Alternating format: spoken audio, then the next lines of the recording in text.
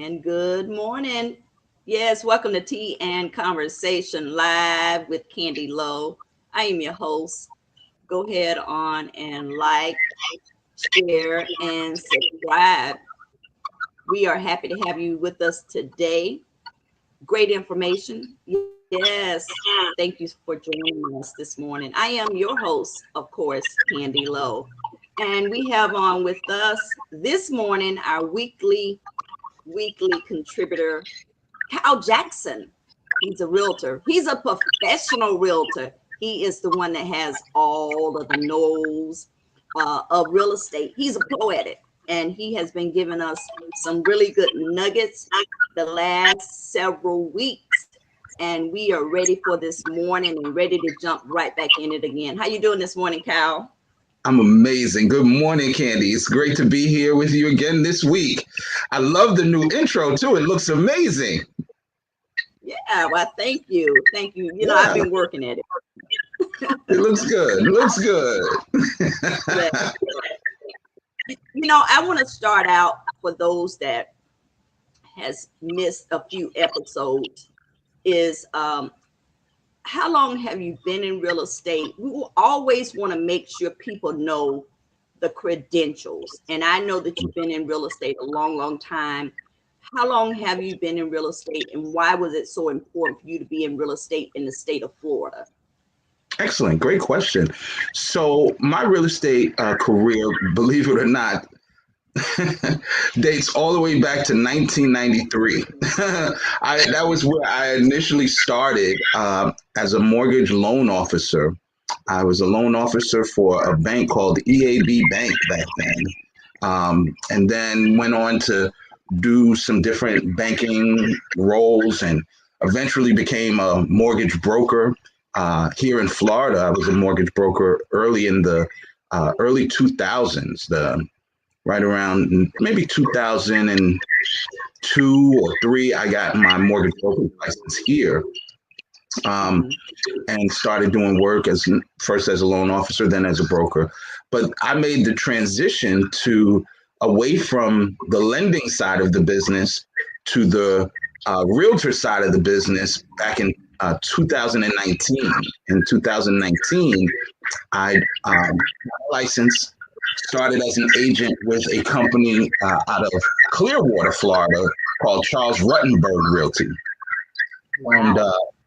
then I stayed with them for a little bit, for about a year. And what was interesting is the brokerage that I've been with since then is called Saven Premier Real Estate.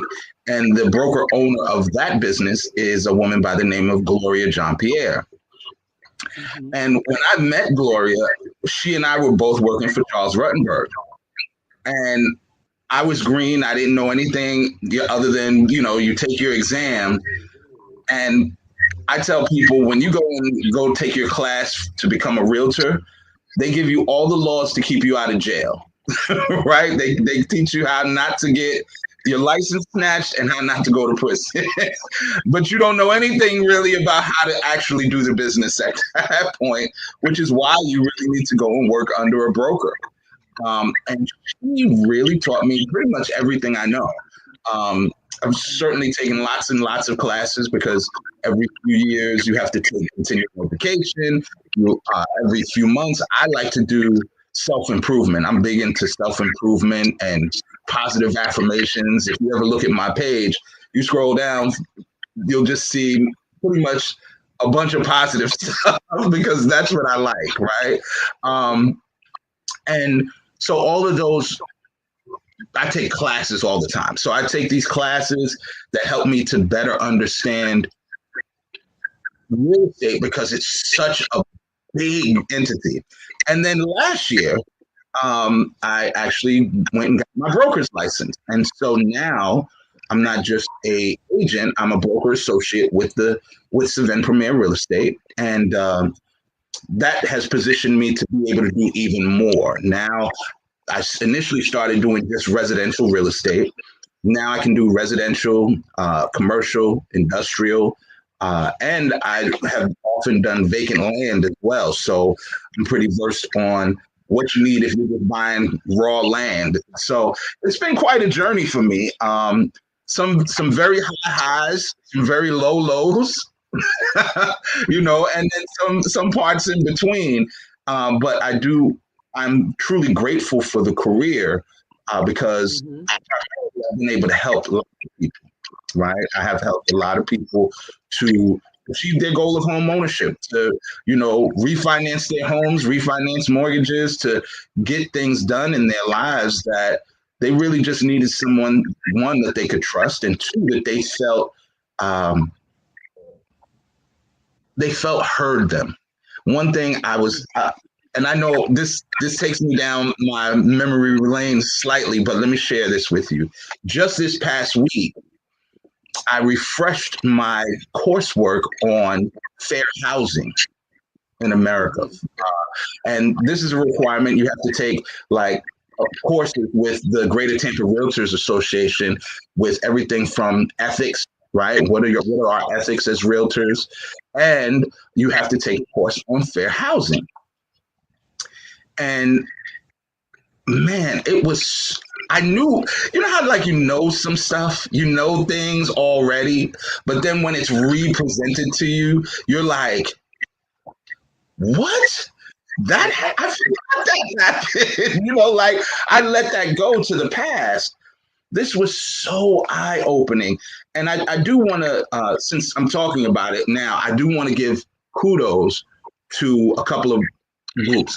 Not only the National Association of Realtors for insisting that all real estate agents do a fair housing training so that they understand some of the horrors that were committed against people in the past when it came to buying and selling real estate. And I want to give a big shout out to Tampa's own, we call it NAREB, but it's the National Association of Real Estate Brokers, which is in layman's terms, that would be the Black Realtors or Brokers, the Black Realtors Association, right? Wow. And there was a time when they were the only advocates. They were the only ones, people who looked like me and you could go to help with finding a house. I do have to say, even with all the horrors that went on, I must give the National Association of Realtors credit that they took ownership and they apologized for their roles in discriminatory practices in real estate and how they were actively practicing redlining and steering and all of these other very illegal things now. And so it was eye-opening. I did share some of the materials right on my Facebook page because not only was it eye-opening for me, but I think it's very important for people to see. So I know you asked me about my credentials, but I wanted to share that part with it as well, because I'm a very big advocate for fairness in housing and equal housing for all. Mm-hmm. And you know what, Cal, that takes me right to this question here. If someone wants to get started in real estate investing, what does that look like? Great question. So real estate investing is sort of a big deal and is going to become an even bigger deal, particularly here in Florida, because as we've talked about on previous shows, Tampa's doing a lot of building. The Tampa Bay area, they are investing in real estate. They have put a lot of new construction, a lot of new properties up all over the area. Okay. Yeah. And so some of those people that will be buying in those newly constructed buildings and newly constructed homes, a good number of those folks are going to be investors, both in-state and out-of-state investors. So I would tell you this. My recommendation to an introduction to real estate investing is, number one, start small. Unless you are a trust fund baby, or you come and you have tons of cash, if you're just regular mom and pop and you said, hey, I want to start investing, I want to figure out ways to invest my money, I would say there are about 6 different ways that you can go about it. Number one, you can start off with just buying your first home, right? Like get into a house, and as you are living in that house, the value of that property will likely appreciate over time, and you will gain equity in the home. That's your first investment, right? You've invested into your home by not only doing general maintenance, beautifying the home, adding things to the home that weren't there when you purchased it. So that's your first start. That would be called buy and hold investing, right? You're buying it, you hold it until the value of the property goes up. In some cases, just to tell you some really good success stories, there have been people all over this country, particularly those in the group we call baby boomers, that bought their home and they bought it for what we would call little or nothing, maybe $50,000, right? And now that home may be worth $400,000. Great investment, right? Great return on your investment over time. Another way you can invest is by becoming a landlord or rental properties, right? You can go ahead and you can not live in a house, but you buy a house specifically with the objective of renting it to someone else for them to live in. Now, there's a lot of strategies with doing that, right? Some people like to buy a house and put a tenant in there for a long period of time, typically a month-to-month rental or an annual rental. Some people will even give you a 2-year lease, right? And there are ways that landlords can benefit from that. Sometimes they're paid directly through the customer. Sometimes they rent and are paid through a program called Section 8. Sometimes they are paid via, companies where other businesses will rent from a landlord, right? Where maybe you have a law firm or the local hospital is having interns come in from around the country for the summer, and they need a place to stay and they'll rent from you. So there are a lot of ways that you can get traditional rental property income. A third would be they went wild for a while there, was Airbnb investing. Airbnb, Vrbo, there are lots of different companies that do or allow people to convert their home into what we call short-term rentals. I will tell you, in the Tampa Bay area, it's not super popular. Most communities, particularly if you're in an HOA community, they will block you. If you live in Pinellas County, it's illegal. They don't even allow it in most of Pinellas County unless you get a hotel operator's license. But it's super popular in areas like Orlando or Kissimmee, right? Where people come from all over the country and they will, they'll stay in an Airbnb. So it really just depends on what part of the country you're in.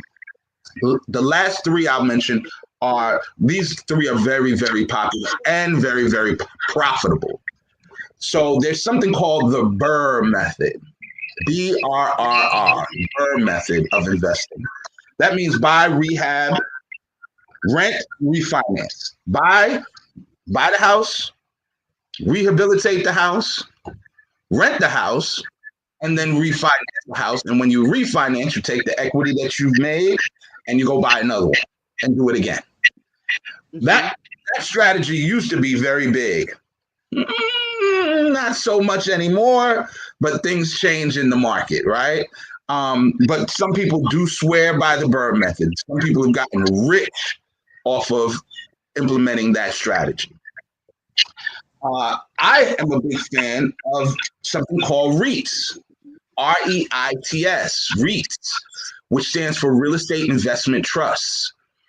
This is where you are kind of working with big name companies who invest in real estate, but it's almost like working through the stock market. You take your money, let's say $1,000 or whatever money you have, whatever their entry fee is, and you put it in this investment group called a REIT. And they then take the monies and they're out buying hotels, big buildings like you might see in downtown Tampa, big tracts of land. So you're getting it's an investment with a larger group of people, and they manage the investment. You don't have to go do the day-to-day management of the property or have a property manager like you would if you have a rental property or if you do an Airbnb. Last but not least, multifamily investing. This is such a game changer. I love multifamily because you can qualify for a government loan called an FHA loan for anything for a two family, 3 family, or a 4 family house, a duplex, a triplex, or a quad. And what's great about it, what I love about it, is you can live, let's just say you got the quad, you got a 4-unit property, a 4-family house. You can live in one of the units, or a 4-family building. You can live in one of the units and then rent the other 3 out and get rental income while just living in the building. Now, certainly you want to maintain it and grow it, and the equity's growing and all of this, but multifamily investing is a fantastic way to generate wealth for yourself and generational wealth. So those are my top 6, I believe I gave 6 or 7 ways that you can invest in real estate. But all of them, you really have to find what's your sweet spot, what works best for you. Because I didn't even get into investing in commercial real estate, investing in vacant land, right? There's so many ways that you can make. For those who may be thinking vacant land, how can I invest in that? Land comes with land rights, under the land rights, above in the air rights, right? And so if you ever see cell phone towers, those cell phone towers are sitting on someone's land. Someone owns that, right? And often they get a check for that. Or what's popular in places, more rural areas like a Ruskin or Plant City, you can sell the timber. You can have other people who have animals graze the land, right? I just saw an episode with a guy, all he does is he buys goats. He takes his goats, and goats eat a lot of grass. Like they will clear an acre in like a day of grass, right? And he rents his goats. This guy is making $100,000 a year renting out his goats just to clear the land, right? So tons of ways you can invest in real estate. Mm-hmm, mm-hmm. Absolutely. This is great information. Kyle, on our next episode, I really would like to go back and address a couple of those things that you said, but I have so many questions going forward. And this is one right here, because we see how technology is going. How is technology changing the real estate industry? Technology is here. Just before the show started, you and I were talking about a show that you watched where the technology was throughout the whole house. So I don't go down the wrong path. I'd love for you to just give a snippet of what you mentioned about that movie. Tell me again about that. Yeah, I was watching this movie on last evening, and throughout the entire house, there was these pads, and all you do on the wall, and they were clear, is touch the pad, and the pad would just give you information. Is my son asleep? And it would just go directly to that room where the little boy was sleeping, and it would let the mommy know if he was sleeping. Also, they had a nanny, and the nanny had used the restroom or the bathroom, and the mom had just went in after her, and it said that she was pregnant, that her urine came back positive, and of course she was sleeping with the husband. But throughout the entire house, I mean, it was like scary, right? It seems scary, yeah. But I'm glad you shared that, because that is here, and that is where we're going, right? Not only has technology affected the purchasing and selling process, but it's in our homes. It's in our we refer to them as smart homes now. I remember when the only way I knew who was at the door is if I looked out of something called a peek hole. They had a little hole in the door, and I had to look and see who was out there. Now I can be all the way in New York City and see who's at my door as they approach my door, who walked up on my driveway with cameras. The Ring doorbell was one of the biggest technology booms that we've had in recent years, right? We have solar panels on roofs that help us with our energy. Inside the home, we have devices that not only allow us to, lots of people have something called an Alexa. You walk in their house, hey Alexa, lower the shades. Hey Alexa, turn on this station, right? We have this intelligence in even our appliances, our refrigerators. I took a tour of a house that the young man was shocked that he could actually see in line with what you're referring to. He could see not only what was the refrigerator doors were closed, it had a screen, and you could touch the screen and see what's on the inside of the refrigerator. And the refrigerator would give you information about what's upcoming and needed on your grocery list, right? There are smart tools for our pets that will auto feed your pet, your cat, your dog. So, and there are definitely baby monitoring things and cameras that you can have throughout your home. These are some of the smart technologies that not only we're benefiting from, but they also apply to the home buying process. Lots of people now, some of our seniors, I want to encourage them, get familiar with technology. I hear far too often, oh yeah, I have this cell phone thing, but I don't know how to use it. I just tell my I just tell my children or my grandchildren to do it for me. Well, this technology is important. You should try your best to learn it and get more familiar with it, because the days of your traditional handwritten contract really are behind us, right? This is ancient. That's ancient history now. Now, when I get a new customer, you know what you get? You get a text message. You're going to get an email.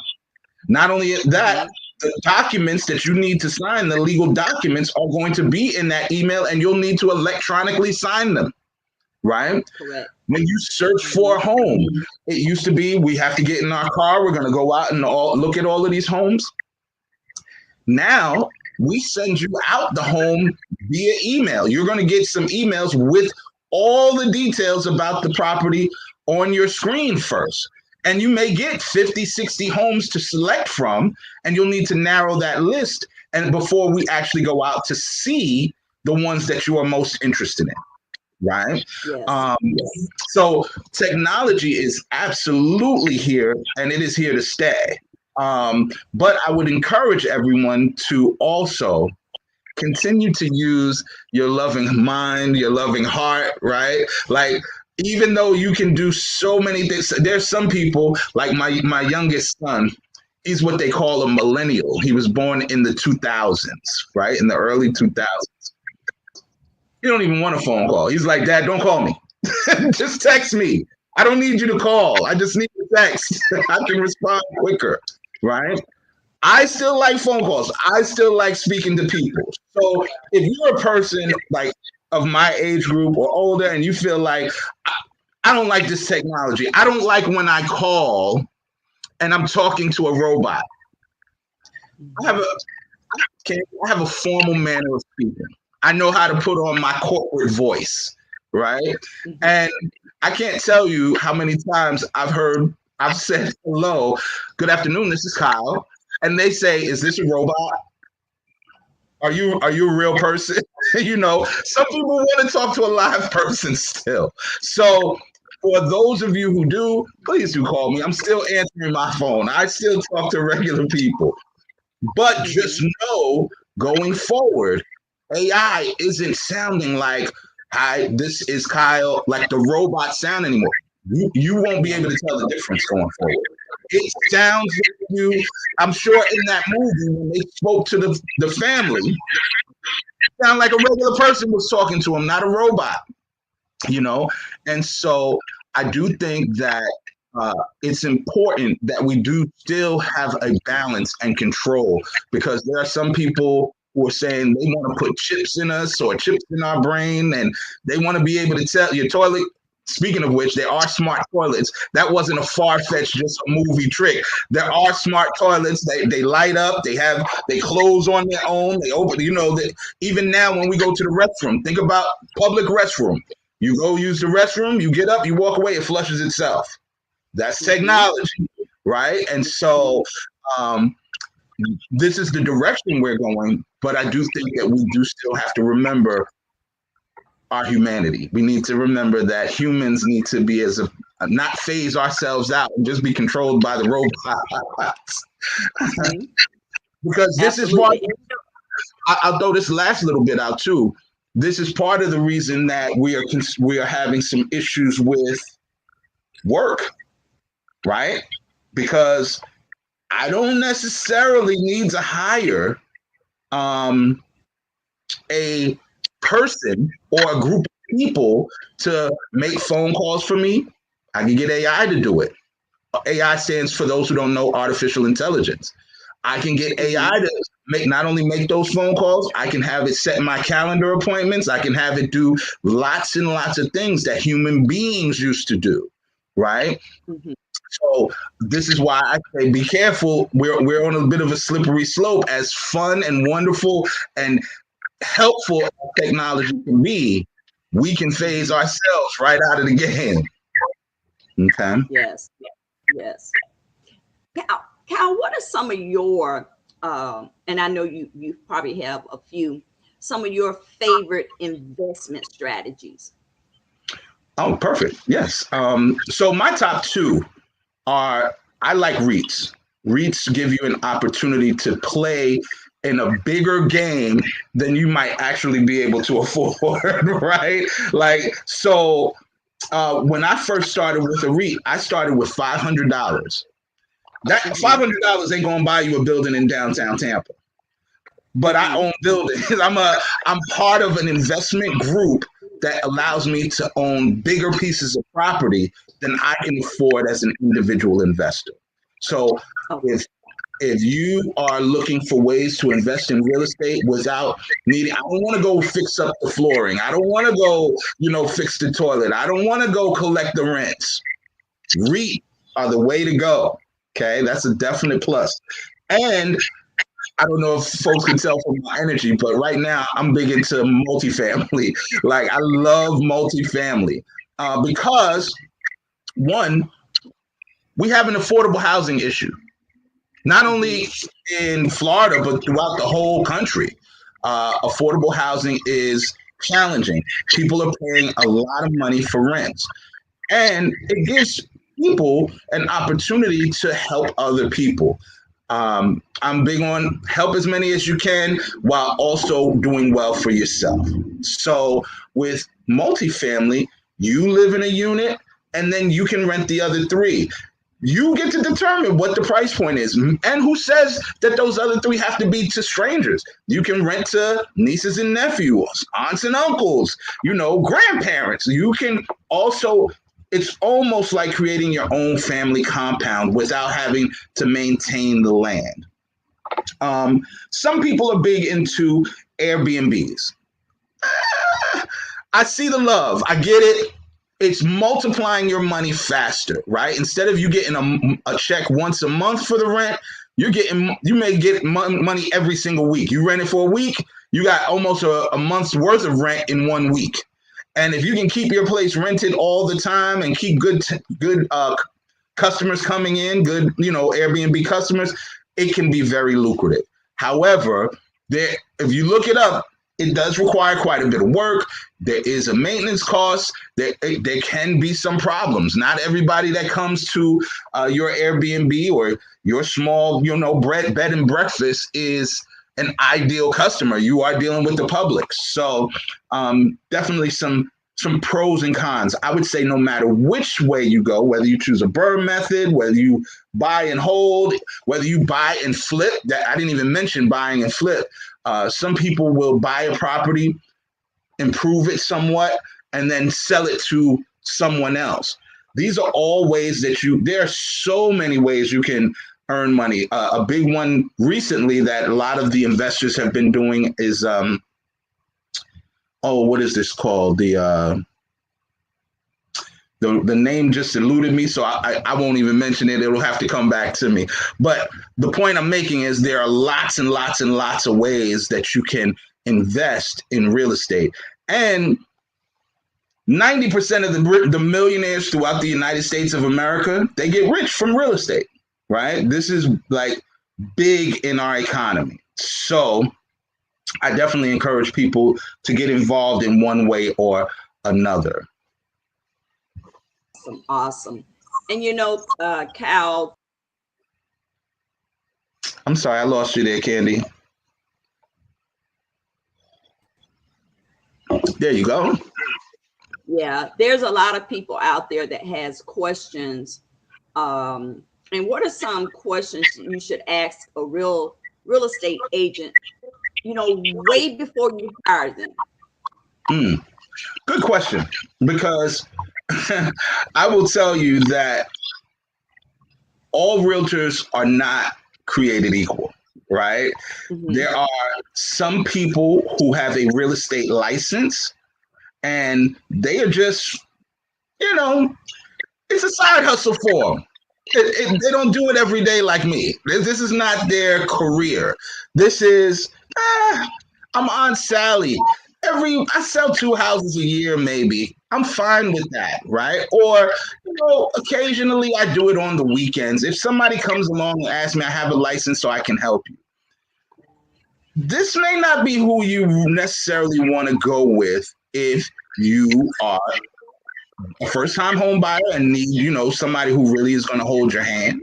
It may not be who you want to go with if you are a more seasoned investor and you're buying and engaged in a more competitive market, or you need a real negotiator. Mm-hmm. So I tell people, first, find out, are you a full-time realtor? Is this what you actually do, or is this a hobby for you, right? Mm-hmm. I'm not knocking the hobbyists, but I don't go with the hobbyists. I don't recommend. I think that this business requires someone who is available because real estate moves quickly, right? Things are always happening. People have different schedules and availability. So I like to be available to my clients. Some of my clients, they can only meet in the afternoon because they have a day job and a night job. Or some of them have, you know, they can meet during the day because they got to be with the kids at night or after school. And so you need some form of flexibility. Being a weekend, I call them the weekend warriors too. Some of them, I can only do business with you on Saturday or Sunday. Well, what if that doesn't work for you? What if you work on Saturday and Sunday and you can't get out to see houses? You got to choose your realtor wisely in that regards. Also, as we started this episode, you want someone with some education and some designations, right? There are all kinds of, you'll see some realtors who have these little letters behind their name. And these are designations that they are well-versed at working with seniors. They're well-versed at working with international buyers. They've done trainings to help people who are going to purchase commercial properties. There are lots of different designations that realtors earn by taking additional coursework. So you may want to ask about that. Another thing that you can certainly inquire about is, how many deals have you done? Right? Like, you tell me you're going to sell my house. Great. Is this your first time trying to sell a house? How many houses have you sold?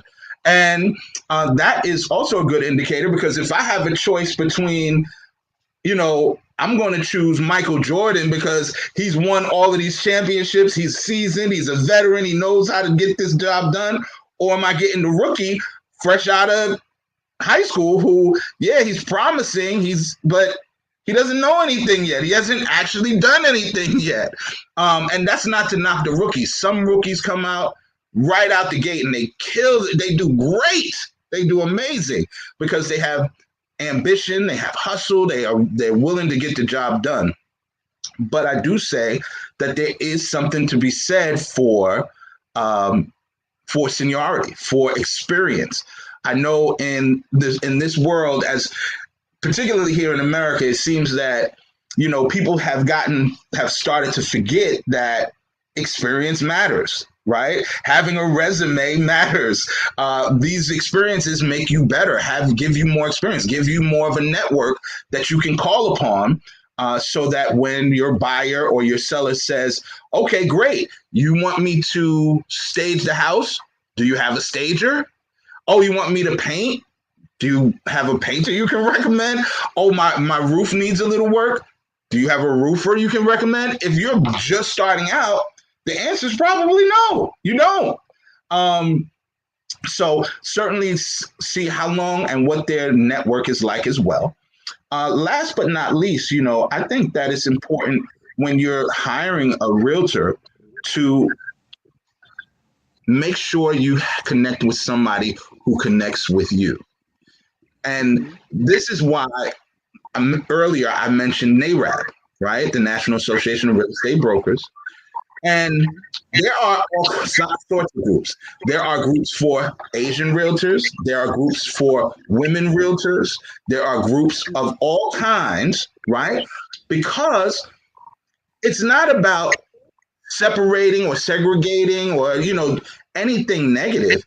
It's simply about connecting with people who you feel comfortable with, right? There are realtor associations for Spanish-speaking people, because some customers who are Spanish speakers may feel more comfortable communicating in Spanish.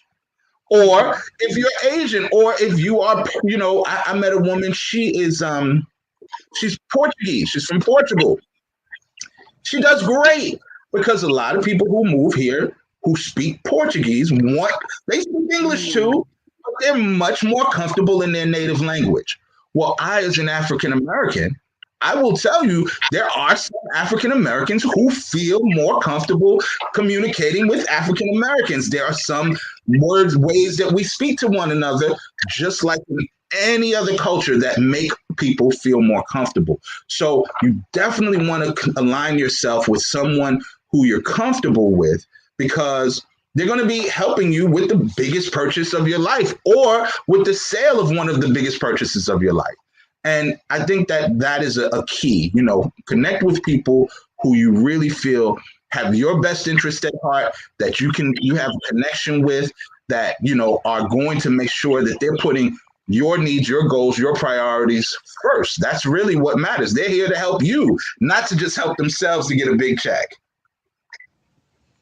That's some good information. I didn't realize, and I'm jotting some notes down here, that there was so many different groups.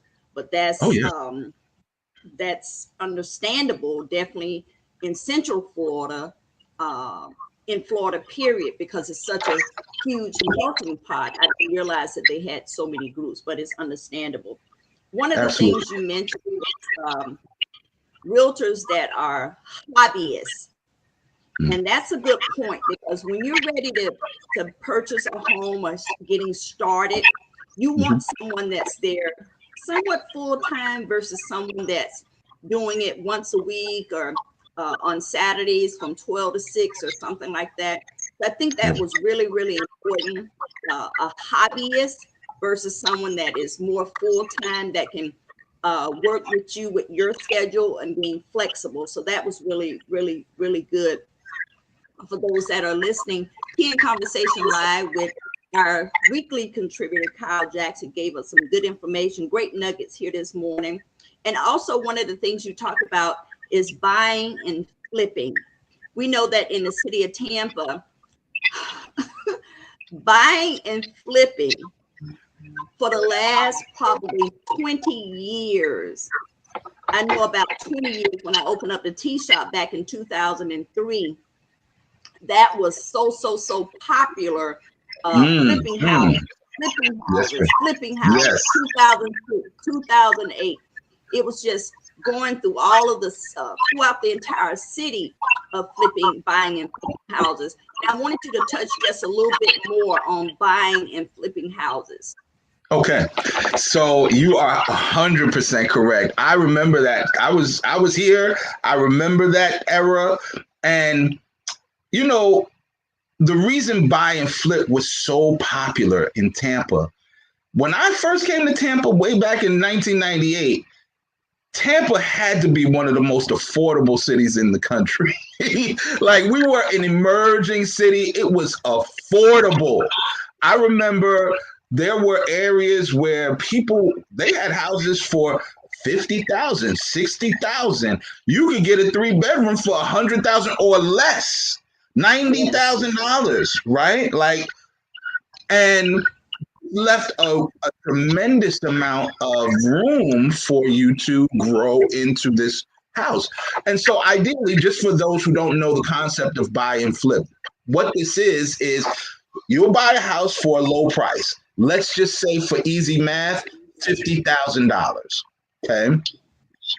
You get into that house and you then take a few, maybe you invest into the house. You're going to take $20,000, right, to improve upon the home. You're going to put some new floors in, maybe a little bit of paint, maybe clean up the yard, okay, with your $20,000. Now you're $70,000 into this house. But because you've made these improvements, you go get an appraisal and they say the house is now worth $140,000. Well, that's another $70,000 worth of equity available in this house. So some people would sell it out and maximize it, sell it to a traditional buyer for $140,000, and they just made $70,000. Or because they got their money back plus a profit of 70, right? Or some of them go investor to investor. You want to leave a little bit of money for another investor to make. So they may turn around and say, okay, well, I'm going to just sell it for $100,000. Well, there you left another $40,000 in equity still in the house for the other guy, but you got your 70 back plus another 30. You made $30,000. And literally this could happen so quickly, in a month, in 2 months. I mean, you were in and out. And there were some pros and cons to it. Let's say that. I don't want to disparage the practice at all.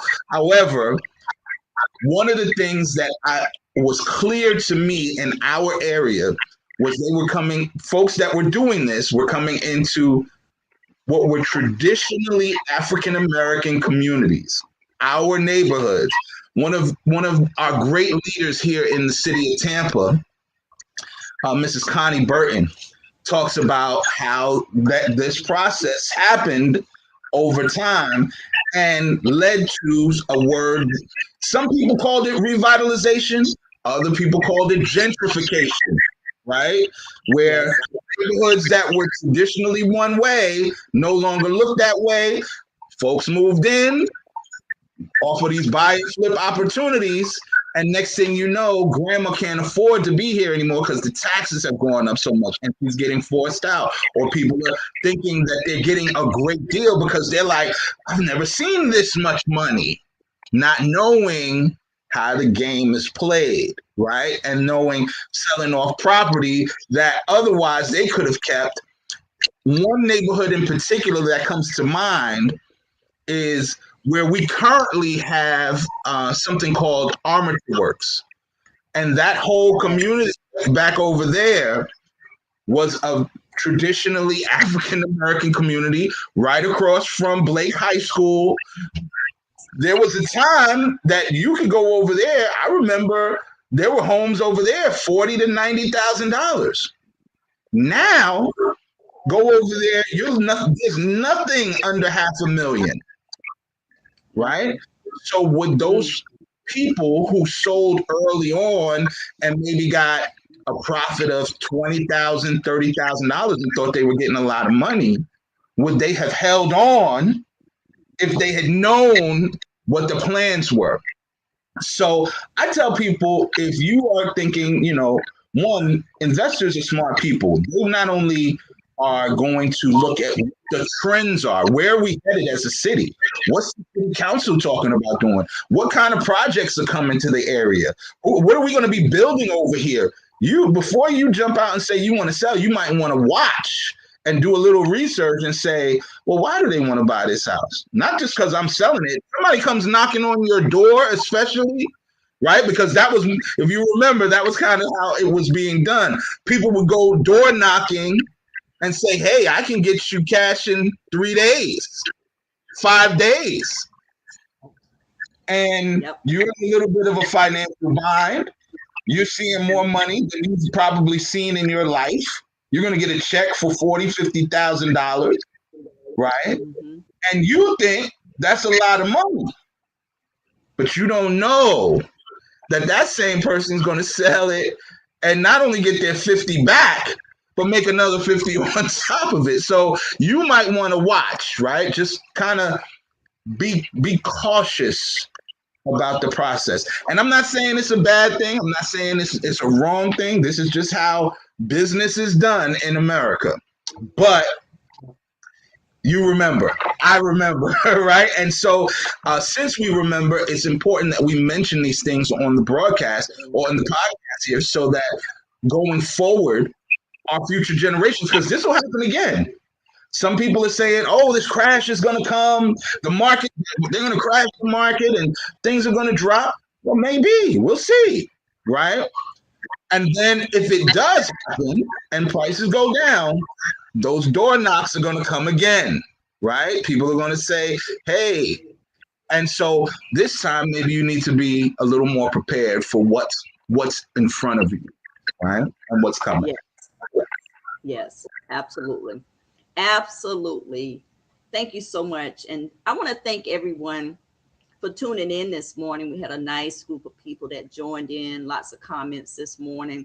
Most of our questions come from our listeners, and we always love our listeners texting us or DMing us before the show, after the show with awesome comments. Cal, do you have any last words for all of those people out there that are interested in buying a home, interested in learning how to get started in advance to buy a home, those that are interested in getting their credit together before buying a home, and also making sure that they get the information directly to you to get started in this year, 2025. We don't want people to wait to 2026. This year is the year. Absolutely. Well, first, as always, thank you for having me on the show each and every week. I'm super grateful. It's always a wonderful conversation with you, and I'm happy to share what knowledge I have with the community that listens.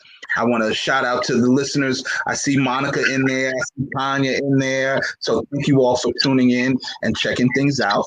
And of course, I want to say thank you to it is a little early in the morning. We always get started early on a Wednesday at 8 a.m. So some people are up, but some people catch the rebroadcast later or, on our channels. So if you are one of the people who subscribes, I definitely appreciate when you listen on Facebook, on YouTube, any of these channels at later points in the day. And as you mentioned, Candy, it is super important to me. I'm always looking I do this as a business. This is what I do full time. This is my career. I am a full-time professional realtor. And so I'm anxious to earn your business, whether you are thinking about selling your properties or buying, if you're a first-time home buyer or if you've bought many homes. Please do call me at 813-444-2691, or you can visit my brokerage at SivenPremier.com, which is SivenPermier.com. And I'm excited for not only what's happening now, but what's coming, right? There's still lots of opportunity for investors here in the Tampa Bay area with all of the construction going on and many homes on the market for sale. I've been saying all week, Candy, that now is a fantastic time to buy.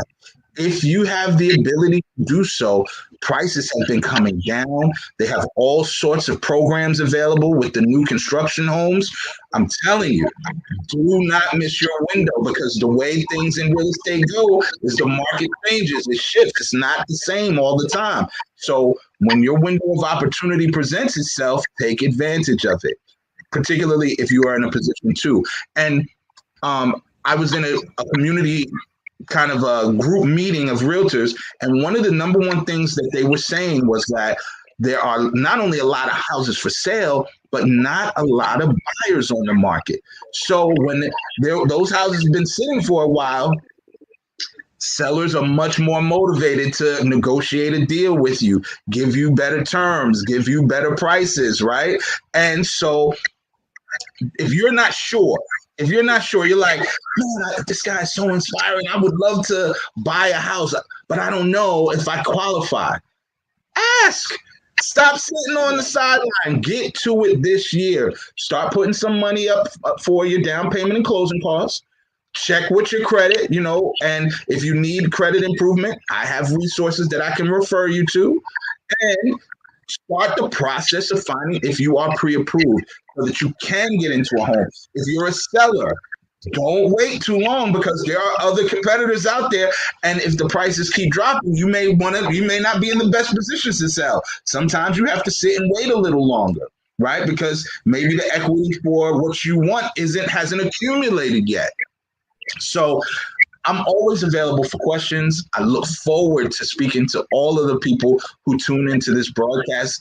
And I'm just grateful to you again because I intend to be with you in April as we bring the Black Business Bus Tour, right? Again for at least the 20th year. I want to believe it's the 20th or plus year of the bus tour. But for anybody that I can encourage to be a part of that, I strongly, with my biggest, do this. If you are new to the Tampa Bay area, particularly, because there's there's people like me, we're repeaters. We're going to come on the bus tour multiple times. We've been a bunch of times. If you have never been, you will be inspired, you will be encouraged, you will get good quality goods and services and food and all sorts of stuff for a reasonable price. And you get to connect with people in your community, right? You get to connect with the people who are here because a lot of times the way Tampa Bay is spread out, you may be in East Tampa, you may be in West Tampa, somebody may be way off in Carrollwood, somebody may be way off in Ruskin, some may be way off in Wesley Chapel, and we need to bring all of those groups of people together. Last but not least, so this is why during our conversation, Candy, I don't knock the side hustle, right? Yeah. In real estate, I do think I tend to, my job is I'm a realtor. This is what I do every day. But I also have a side hustle, right? And my side hustle is I DJ from time to time. I'm a music lover. I love music. I play music, right? And this Friday in Wesley Chapel at a place called B&B Theaters, they have a free game night where you can come and play games of all kinds, whether that be cards, spades, dominoes, Pacino, whatever game you like, in the movie theater. And it's upstairs, and I'll be there playing music from 8 p.m. to 11 p.m. So it's a great way to get out. It is adults only because it's near their bar area within the theater. But if you and your friends are looking for a night out and would like to see what Wesley Chapel has to offer, it's a great place to come. I encourage you to come out and hang out. Absolutely. And you know that a lot of people in our age range, Cal, I am 61 years old, and you was the DJ for my 50th birthday party. And Yes. amazing DJ. But we do know that people that are in our age range, that is what they do on the weekend. They get together, they have games, they have parties like that throughout the city. And they're looking for those spaces to be in, to have a good time and have good, clean fun. Absolutely. So thank you so and much. That's what you said that perfectly. Good, clean fun. I love that. Absolutely. Awesome. And those that need any more information from Brother Kyle Jackson, you can give him a call at 813-444-2691. Again, if you did not get that number earlier, it is 813-444-2691. Thank you so much, Kyle, for being with me. Thank you. Another week. He's our weekly contributor. He's my friend. We've been friends for over 20 years here in the city of Tampa. And if you're looking for that realtor that is full-time, give Kyle Jackson a call. That ends this episode of Tea and Conversation Live with Candy Lowe. Go out and enjoy this day that has been given to the fullest. Thank you.